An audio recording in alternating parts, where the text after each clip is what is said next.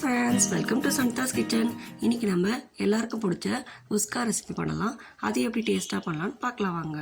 அதுக்கு முன்னாடி என் சேனலை சப்ஸ்கிரைப் பண்ணாமல் இருந்தீங்கன்னா ப்ளீஸ் சப்ஸ்கிரைப் பண்ணுங்கள். எனக்கு சப்போர்ட் பண்ண எல்லாருக்கும் தேங்க்ஸ் ஃபார் வாட்சிங். ஃபஸ்ட்டு ஒரு பாத்திரத்தில் அரிசி ஊற வச்சுக்கலாம். நான் இன்றைக்கி பாஸ்மதி அரிசி தான் எடுத்திருக்கேன். ஒரு கிளாஸ் அரிசிக்கு 1.5 கிளாஸ் தண்ணி விட்டு 20 மினிட்ஸ் ஊற வச்சுக்கலாம். அப்புறம் ஒரு பாத்திரத்தில் 2 ஸ்பூன் எண்ணெய் விட்டு 2 ஸ்பூன் நெய் விட்டு 2 காஞ்சதும் ஸ்பைசஸ் சேர்த்துக்கலாம். ஒரு பிரிஞ்சி இலை, 2 பட்டை, 2 கிராம்பு, 2 ஏலக்காய் எல்லாத்தையும் போட்டு பொரிய விடலாம்.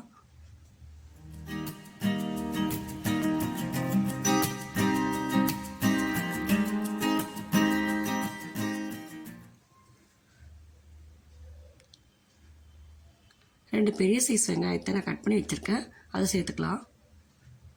வெங்காயம் நல்லா வதங்கணும்.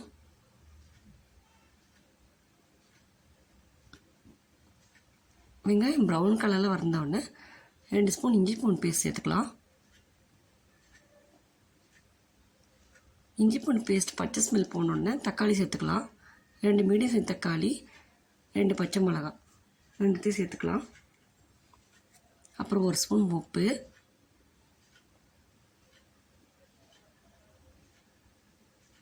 ஒரு கைப்பிடி புதினா, ஒரு கைப்பிடி கொத்தமல்லி ரெண்டுத்தையும் சேர்த்து நல்லா வதக்கிக்கலாம்.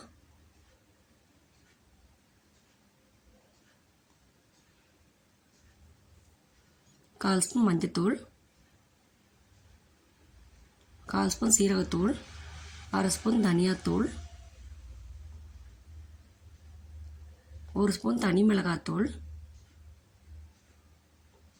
1/2 ஸ்பூன் கரம் மசாலா. மசாலாஸ் எல்லாம் சேர்த்த உடனே நம்ம ஸ்லோலி வதக்கிக்கணும். ஒரு நிமிஷம் வதக்கி விட்டுட்டு நம்ம எடுத்து வச்ச தண்ணி சேர்த்துக்கலாம். நான் 1 கிளாஸ் தண்ணிக்கு 1.5 கிளாஸ் தண்ணி எடுத்துருக்கேன், கரெக்டாக இருக்கும். தண்ணி ஒரு கொதி வந்ததும் அரிசி சேர்த்துக்கலாம். அரிசி சேர்த்துட்டு ஒரு கலர் கலரிட்டு உப்பு செக் பண்ணிவிட்டு நெய் சேர்த்துக்கலாம். நெய் ஆப்ஷனல் தான், உங்களுக்கு விருப்பம் தான் சேர்த்துக்கலாம்.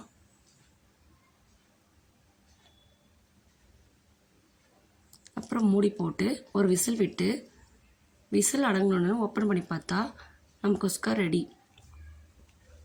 இந்த வீடியோ பிடிச்சிருந்தா என் வீடியோக்கு லைக் பண்ணுங்கள், ஷேர் பண்ணுங்கள், சப்ஸ்கிரைப் பண்ணுங்கள்.